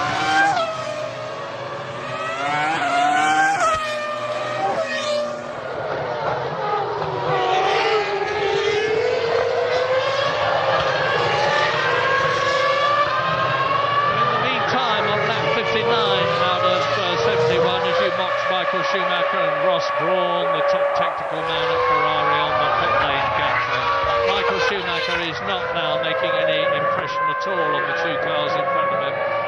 If he finishes on the podium in 3rd position, or conceivably higher, I'm going to be very interested indeed to see what he has to say in the interview room afterwards. Has he got some sort of a problem?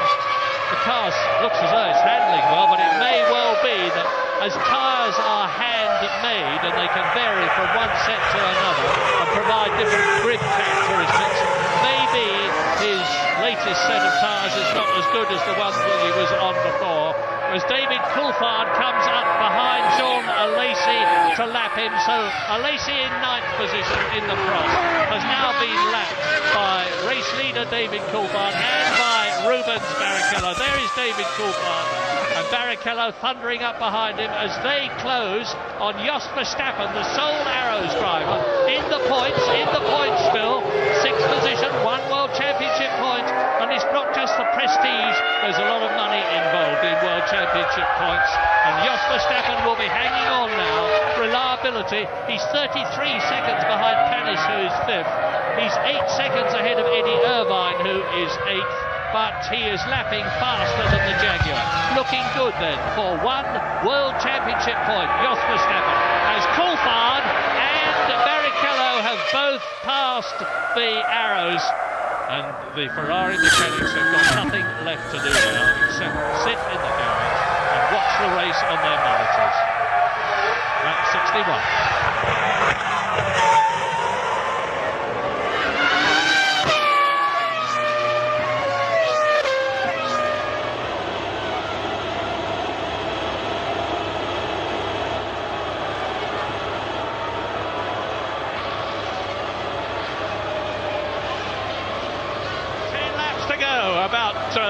12 minutes for the Austrian Grand Prix, and David Coulthard, you can see the gap there now as he turns into turn 3 between him and the Scarlet Ferrari of Rubens Barrichello, with Michael Schumacher starting to close on both of them. It could be, and probably will be, a cliffhanger finish. Barrichello gets a sniff of Coulthard out of 1 towards turn 2. He's much quicker under braking for whatever reason, is the Ferrari on the McLaren. But Coulthard having a nightmare afternoon in traffic, always losing out, excepting when it really mattered. Remember, those stunning 1:10.8, 1:10.9 laps he put in to launch himself ahead of Barrichello, and on Barrichello's lap, as Coulthard made his pit stop, Barrichello had 2 or 3 cars to pass, and it gave Coulthard this comfort zone, but the rest of the afternoon he always seems to lose out, just catching the traffic at the wrong time. But when they're in clear air, he's still got a fraction of a second advantage over Rubens, and Michael Schumacher just now 2.2 seconds down the road. Well, I've said this so many times before, but I'll say it again, catching is one thing, passing another, and Rubens Barrichello is only just inching up on the McLaren, and David Coulthard, who's a very wily campaigner, he's driven in a heck of a lot of Grand Prix in his time, and he can make that car in his 113th Grand Prix with all his experience and determination, knowing that if he can finish first, he's going to have 4 more World Championship points than finishing second. Can make that car very wide and make it very difficult for Barrichello to pass him, in which case Barrichello could then have Michael Schumacher in his wheel track. So it's Ferrari second, Ferrari third, McLaren leading. Magnificent drive. Paul Mika Häkkinen must be sitting in the garage now, looking gloomily at the monitor and thinking that could have been me. But he has had his day. World champion in 1998, world champion in 1999, and David Coulthard has deferred to him not only in the championship but in the races many times in the past. He richly deserves to do well. And my goodness, isn't he doing well? 7th on the grid, first in the race. That's what I mean about turn 2. Look how late Barrichello is on the brakes. I wouldn't really want to swap places with Coulthard right now. This is massive, massive pressure. The whole of the corporate world of McLaren and Mercedes-Benz and a couple of $100 million worth of annual budget sitting on his shoulders. He's got to drive it on the ragged edge. One slip and it looks silly. He cruises too much. He's going to be eaten alive by the 2 prancing horses that are menacingly galloping along behind him. Can Coulthard keep his head under pressure? He has done before. Can he continue to do it for the final 8 laps of this race? And then will Ferrari, if Barrichello can't have a go at Coulthard, will Ferrari make him yield and give an extra 2 points to Michael Schumacher? P2 to Barrichello, and that is his board now. But let us not forget Michael Schumacher, 3rd position, and on the previous lap he was half a second faster than either David Coulthard or Rubens Barrichello. He still is inching up. The gap between himself and David Coulthard is 1.5 seconds on lap 64 out of 71 on this very slippery track. Out of the race goes Jenson Button in the Benetton. Up come the fire marshals with flames licking out of the exhaust outlets. They need to get the fire extinguisher on that very rapidly indeed before it takes hold, although it may be just an oil fire. I heard barbecue sales have been very strong in the UK over this lovely sunny weekend, and Jensen decided to join in with you. From 12th position, only 11 left now. Heidfeld is left, he's 11th, he's been lapped twice. 30 is 10th in the Prost, he has been lapped twice. Alesi is 9th, both the Prosts are still running, he's been lapped twice. Jacques Villeneuve is 8th and has been lapped. Irvine is 7th and has been lapped. Jos Verstappen is 6th and has been lapped. Only 5 cars are on the same lap, which is lap 64, and 3 of them are virtually together. This is the replay of the engine locking up and spinning Jenson Button out of the race, engulfed in flames at the back. They die down pretty quickly. He's out of the car, he's okay.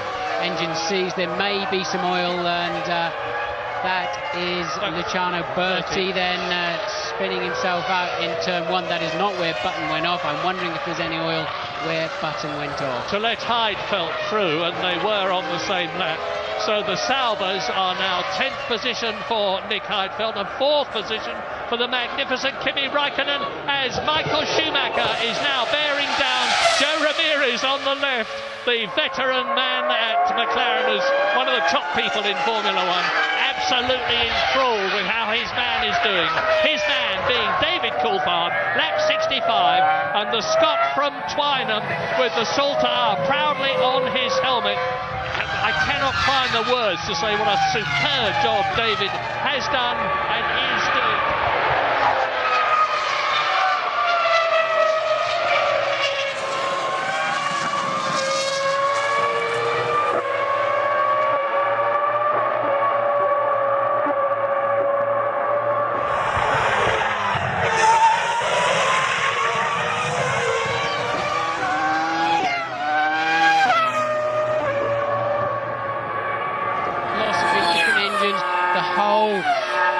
Of Formula One is you must create your own car, and that's why they're so different despite very tight regulations.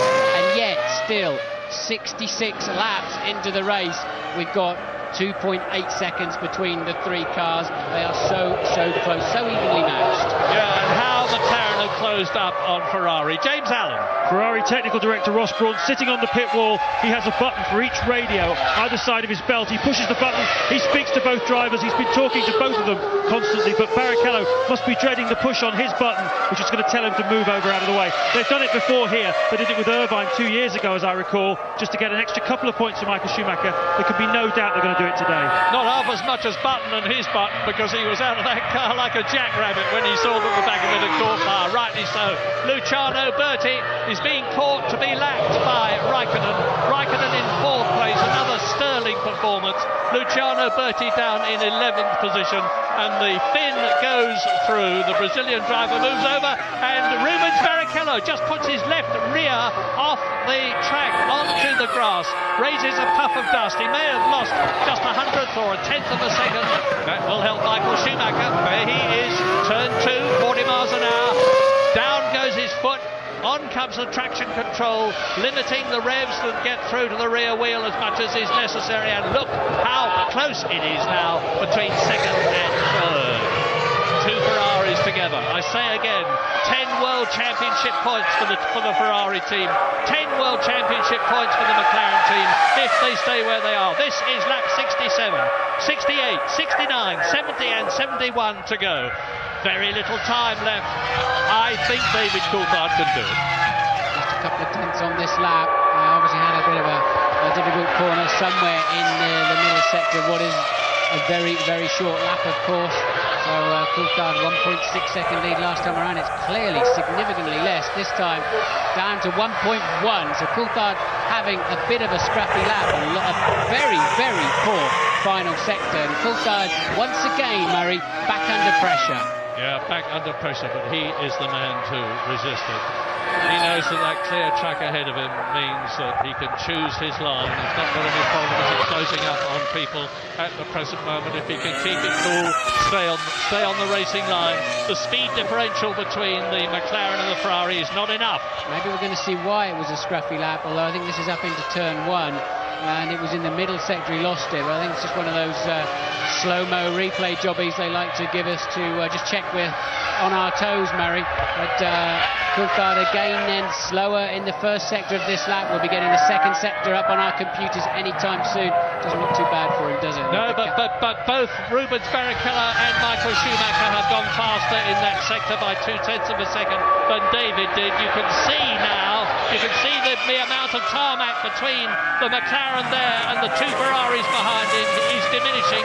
But that's another lap that David has completed, another lap that he has not got to do. He's on lap 69 now. He's only got this one and the 2 others after it to complete the lap. Now, have we got a new fastest lap again? No, it's still David Coulthard. 1 minute 10.8. 1.8 seconds only separates the top 3. Raikkonen is 38 seconds behind the leaders 4. Panis is 47 seconds behind the leaders 5th in the BAR. Jos Verstappen has got Eddie Irvine catching him. There's only 5.2 seconds in it, and Eddie Irvine is doing it at the rate of half a second a lap. It's not enough. It looks as though Arrows are going to get that World Championship point for 6th place, and that Jaguar are not.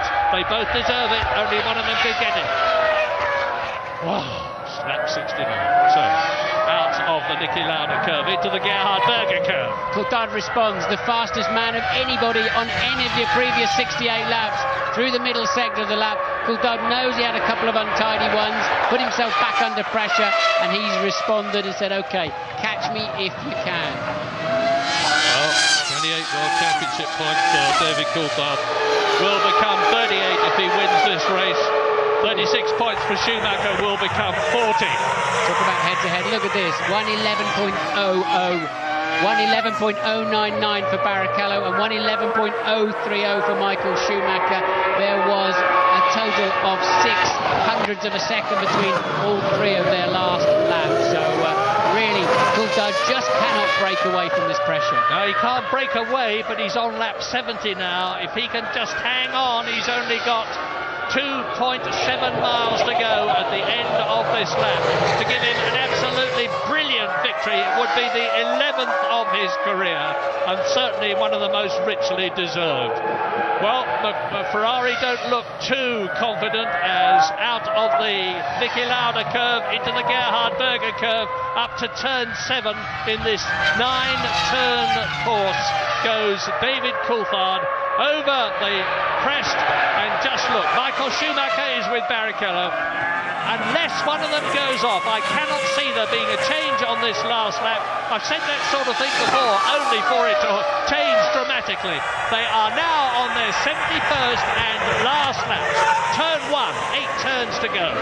Climb, climb, climb. 7th gear, 185 miles an hour. Brake hard, down to 2nd gear, 40 miles an hour. Coming up to turn 2, this is it. 7 corners to go for David Coulthard. Will Rubens Barrichello be told, and will he do as he's told? More importantly, and is that a cruising Barrichello? No, it isn't. He's just taking a slightly different line.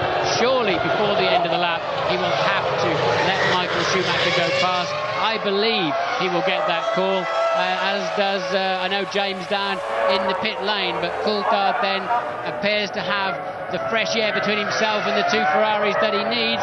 Barrichello's going to make Michael wait until the absolute last moment if he's going to do it at all. And there are just 2 corners left in the Austrian Grand Prix of 2001 for David Coulthard now, as he sweeps out of the right-hander down to the last corner of the circuit and the race, and David Coulthard wins, and Michael Schumacher is second. Wow, there is team orders. Michael Schumacher gets 6 World Championship points. David Coulthard gets 10, and a bitterly, bitterly unhappy Rubens Barrichello defers at the last moment. He will not be at all happy about that. But remember when David deferred to Mika Häkkinen as they approached the line in the Australian Grand Prix? Well, that's not a reason. One of Coulthard's great wins from 7th place on the grid. I don't know what the opposite of brain fade is, but surely Coulthard was the master this afternoon. Really a stunning drive from him. Did what he had to do when he had to do it. Kept his head under supreme pressure. Barrichello will be on the podium with a face like a wet Monday morning, and deservedly so. I think with a little bit more luck in the traffic, he could have won this race. And there is the synchronised swimming act of Ferrari as Michael crosses the line a half a car ahead of a inevitably disgruntled Rubens Barrichello, who made him work for it, didn't he, right to the last few metres. Well, there's nothing new about it. I remember when Senna in Canada moved across at the last moment rather grumpily on orders from Ron Dennis to let Gerhard Berger win the race. And this is a team sport, I keep reminding people, and the team knows that Michael Schumacher has got a better chance of winning the World Championship for drivers than Rubens Barrichello has, because Michael Schumacher had 36 points when this race began. Rubens Barrichello was 22 behind him, and James Allen is in the pit. Martin Brundle just described that little switch as synchronised swimming. It had to be done though, Ross. World Championship. And we were hoping Rubens could have a go at him, but just wasn't quite there. And obviously the starts were a main problem.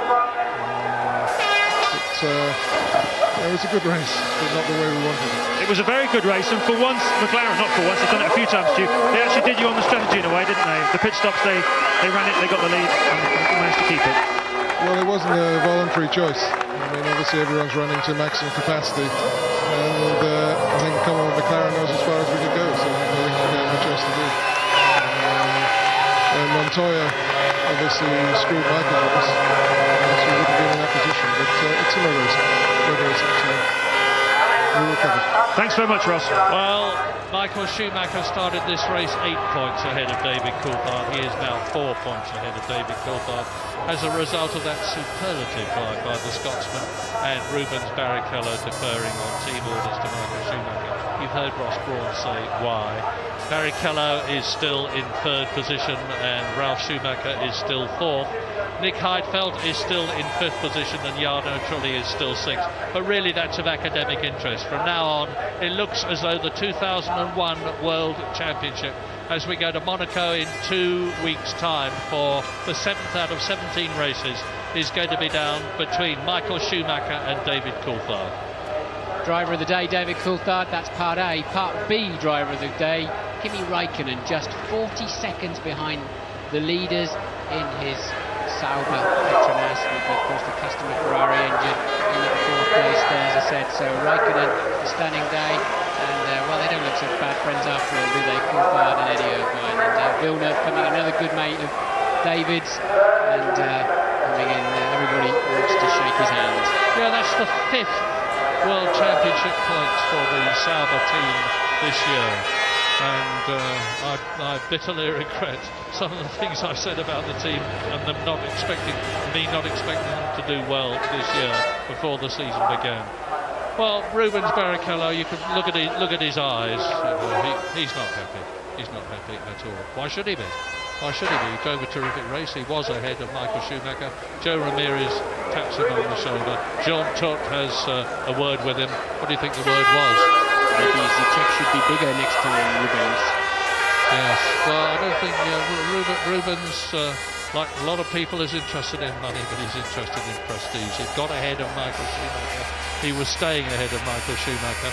But I say again, and you heard what Ross Brawn had to say, there is a World Championship involved, and Michael Schumacher is more likely to win it than Barrichello is. It matters to Ferrari, it matters to Maranello, it matters to Fiat, of course, who are the money behind Ferrari. So it is understandable, even if it is very bad news for Rubens Barrichello. But wonderful, wonderful news for David Coulthard, his 11th victory. Terrible news for Mika Häkkinen. Olivier Panis finished in 5th position and has again beaten his teammate Jacques Villeneuve.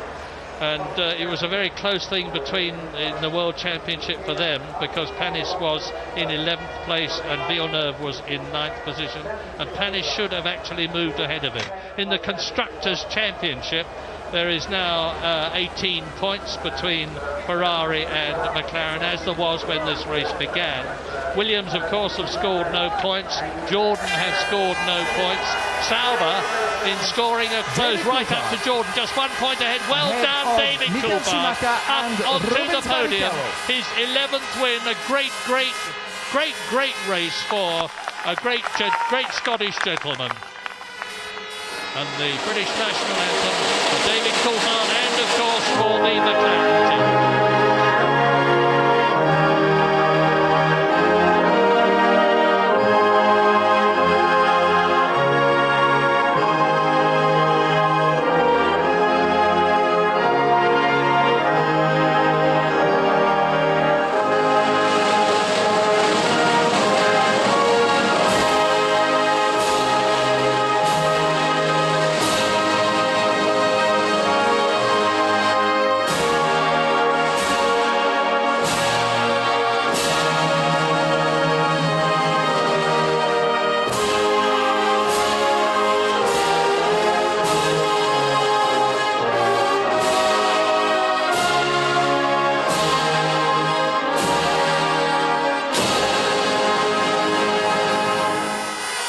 Well done to David Coulthard.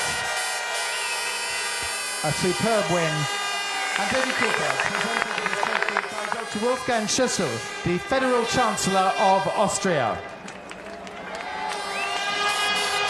To the winning constructor, represented here, West McLaren Mercedes, represented by Ron Dennis.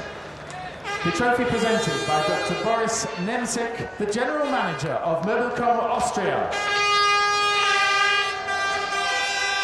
To the second place driver, Michael Schumacher, the trophy presented by Dr. Susanna Rispazza, the Vice Chancellor, Minister for Sport. And to the third place driver, Rubens Barrichello, the trophy presented by Werner Klaus, the Vice President of the Austrian Automobile Club, the OAMTC.